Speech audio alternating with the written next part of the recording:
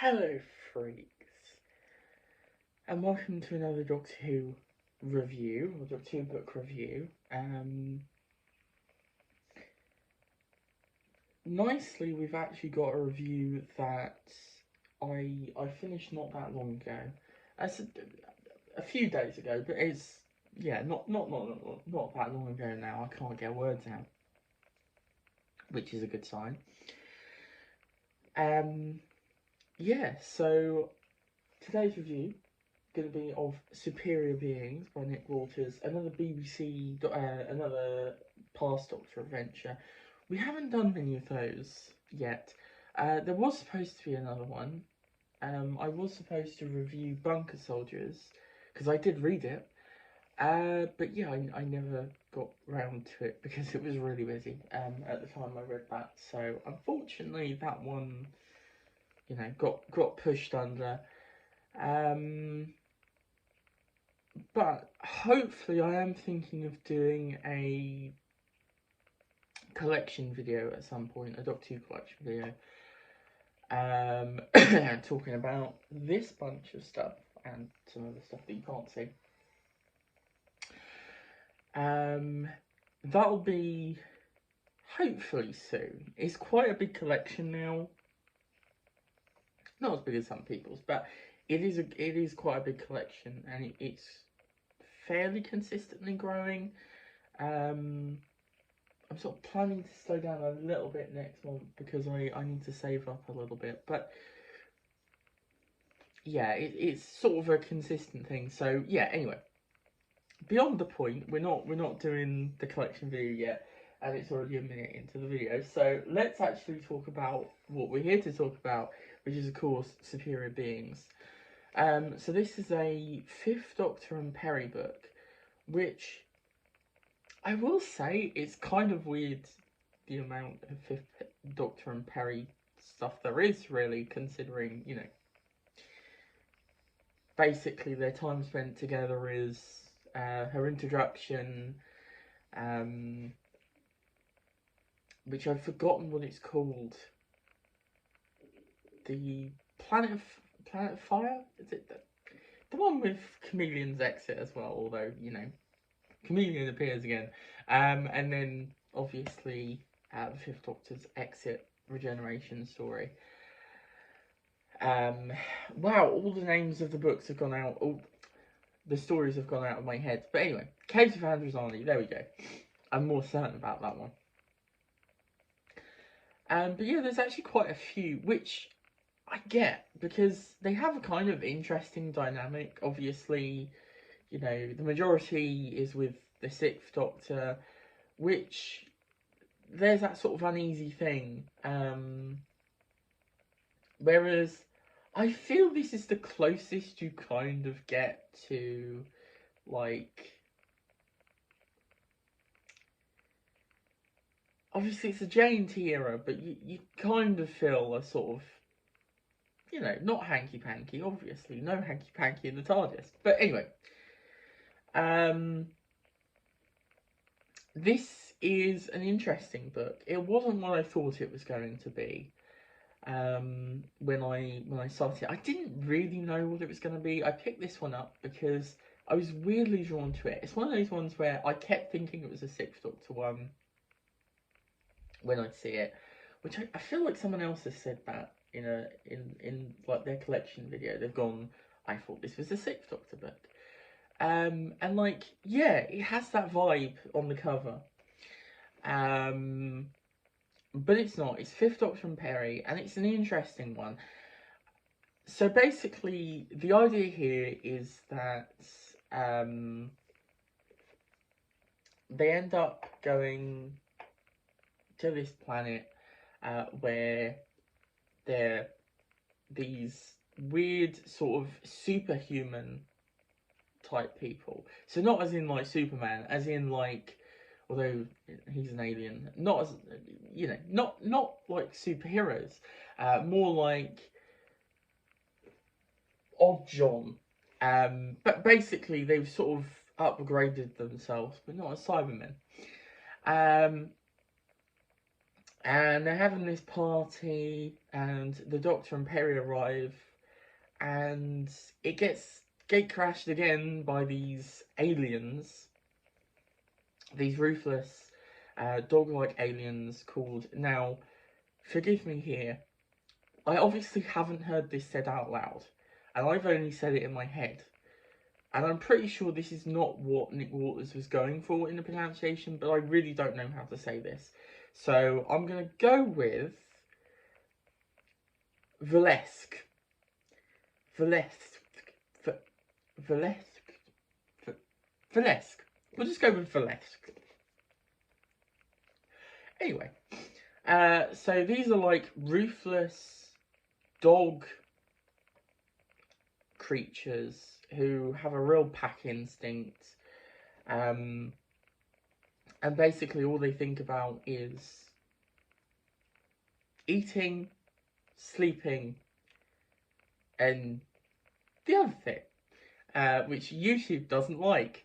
You know, the other thing. So it gets gate crashed again, and it turns out that they do have another thing they're after, a fourth thing. And it all sort of unravels from then. It's kind of it's difficult to describe. Now it does say on the back cover, so I'm going to give this away as well. It's not a spoiler. It you know, because it's on the back cover. It comes a little bit late in the novel for it to be on the back cover, but then also it's like it's the main sort of hinge of the plot, so you kind of need to know about this going in. But there is this beautiful garden planet that's like an Eden, but all there is are just these sort of gardeners, they're called, but they're plants themselves. And something lies at the heart of this planet. There's a lot of Doctor Who books like this. But I really enjoyed this. This was a really fun, interesting book. I think this kind of gets bashed. Most people, I think, don't really like it apart from the Valesk, which, yeah, the Valesk are the best part of it. They're a really interesting creation. They could just be dog aliens, but they're a bit more interesting than that when you actually read it. Like, they're far more interesting, particularly because, you know, we get some of their perspectives in the book. There's one particular who is really enjoyable to read from, and they're just quite fun as well. They're a really great looking alien antagonist for the Doctor, and also it feels like it fits in with the overall vibe that Series 21 had. You know, this is quite dark and gritty. There's a lot of death. You know, people get picked off. You know, like that. There's sort of this main group party that you start out with, and you sort of think, oh, we're gonna, you know, have them surviving together. A couple will die off, but you know they'll survive and get through it, and you know, but no, most of them die, you know, fairly quickly in this book, and in pretty nasty ways. You know, there's a bit more blood and gore and the other stuff that than the TV series would have. Obviously, but overall, I think this fits pretty well with what it was, the overall general vibe of that series, which is pretty cool. So yeah, the characterizations, I actually really like all of them. I think from what I've seen with other reviews, they're a little hit and miss. Well, okay, there is one characterization we do need to talk about. I'll leave that for a little bit. But overall, I really liked, so the superhuman guys, the Eknuri? Eknari? I'm going to say Eknari. The Eknari is what they're called. And they're quite fun. They're supposed to be sort of highly intelligent, the future of humankind. But obviously, then they get put through all of this sort of survival situation, and you know, um, it's not quite the pinnacle of humankind you'd want. But I find them kind of interesting. I think they balance quite well with like the rest of the cast. The idea as well, the sort of superior beings idea that runs through it, and the idea of like um, hunters and prey and stuff, I think works quite well in this case. The best human character here, though, is the disgraced xenologist, Aileen Velman. I really like Aileen. I think her whole thing is really interesting. I do wish there was a bit more of her, to be honest. She sort of gets quite a large portion at the beginning, and then quite a lot at the end. But the middle, she's off screen for reasons I can't reveal. And I find her really interesting, and I just wish there was a bit more of it. So the idea here is that she, and again, this is early stuff here, and it's integral to the plot. So basically, the reason she's disgraced is because she made contact with an alien, which is what she does. She like does lots of first contact stuff with aliens and studies them and that. But in one of her things, she made contact with this alien that was just beyond anything. It was the most alien thing, and it made her go crazy. So now she can't. At the beginning of the book, she can't be around like aliens, which is why she's studying the Eknari. Basically, she's there in the party studying the Eknari, trying to gradually get back into what she does best.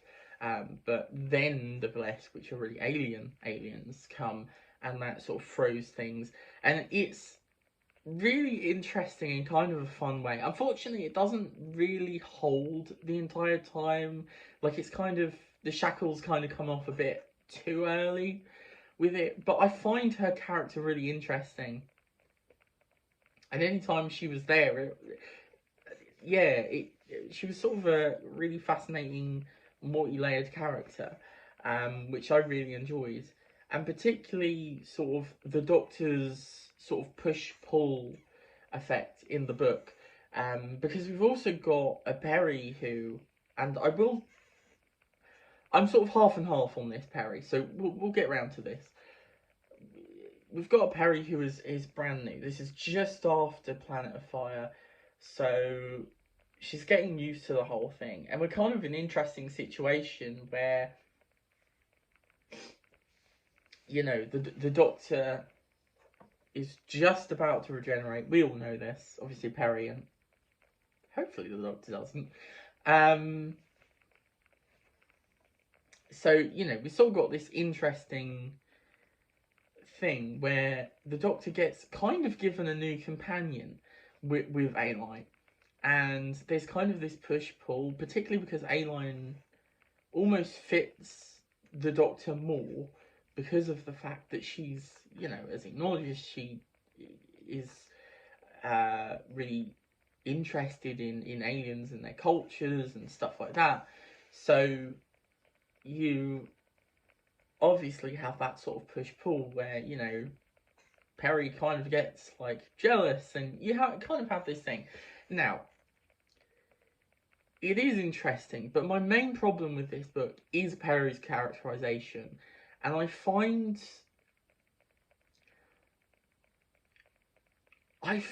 it weird. Like, there's a kind of offness to it, which is really hard to describe and talk about without having you just read the book. But basically, I think they make her a bit more sort of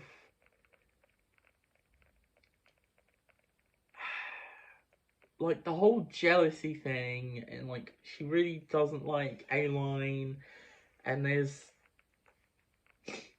lots of this weird sort of anger towards the Doctor. I don't know. I don't think it fits very well. And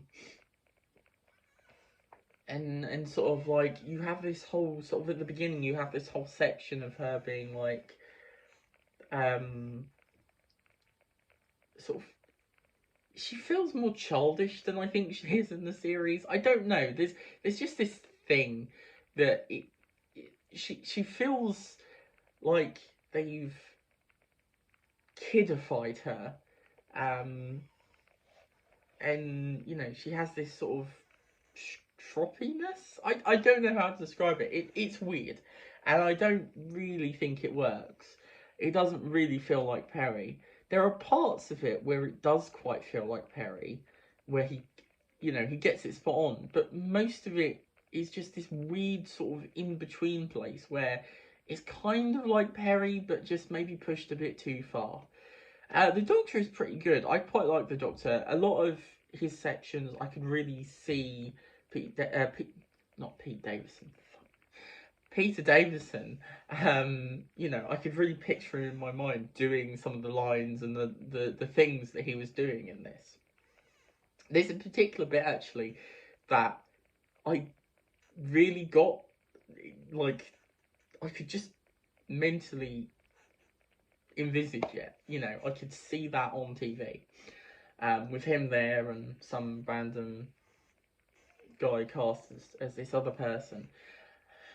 It's just a random little bit. It's not like a big moment or anything, but there was just a random little bit in the book that was written out in a particular way that I was just like, oh, I can really see that. And that is most of the book. There's a few odd bits where I'm sort of like, this is sort of edging into could be any Doctor, sort of just thing. But I think he really captures the Fifth Doctor for the most part. And I think the strongest element here is the characterization of all the characters and how they all come in and out of each other's, periphery and interact with each other, and they all have their own little motives and stuff like that. I really rather like a lot of the characterization and characters in here. I think that was really great. The plot is nothing to write home about. I rather enjoyed it. I thought there was a good little mystery at the centre, and I think it all came together pretty well. It is a little bit rushed, but overall, I think that it works better thematically than perhaps plot-wise. But it the plot is fairly standard. If you've read these books, you've read a plot like it. Particularly the Seventh Doctor Adventures, the Seventh Virgin New Adventures, these babies. Then you've read something like it. But I think this is a good stab at that idea, at that story. And I think it works a little bit better than some of the other ones because the planet is actually quite interesting. There's a little bit more going on with it, so the mystery is actually a bit more interesting, and particularly the answers you're given, I actually really enjoyed. Like, I like what is going on in the planet. I like that idea. I think that's really cool. So yeah, I think this works. I think it works. I gave this 4 out of 5, which I think it deserves, because I had a great time. I ripped through this. I read it really fast. Like I say, I really enjoyed it. It was a lot of fun. And I recommend it. I think it's a good little book. I think it does what it sets out to do really well, and it's fun, and it's got some nice, nice violence. It's got some good, moments, some sort of set pieces, and yeah, I really rather enjoyed it. I think it was great. So yeah, there's the review. It's not a favourite of all time, but it is good. So there's the review. Obviously, you know, if you liked it, you can do the usual stuff with the likes and the subscribing and the commenting as well. Have you read Superior Beings? Did you like it? Did you just think it was or did you hate it? I would love to know. I'd actually quite like to know with this one. This is one of the more I feel like the divide on this one is quite interesting. Like it doesn't get the best reviews, but it is quite interesting because I think there is more to talk about there with how you feel about it than some of the other books. So I'm kind of intrigued what other people think of it, to be honest, in just sort of outside the Goodreads circle. So yeah, do let me know, and then yeah, I will see you in the next video. Bye.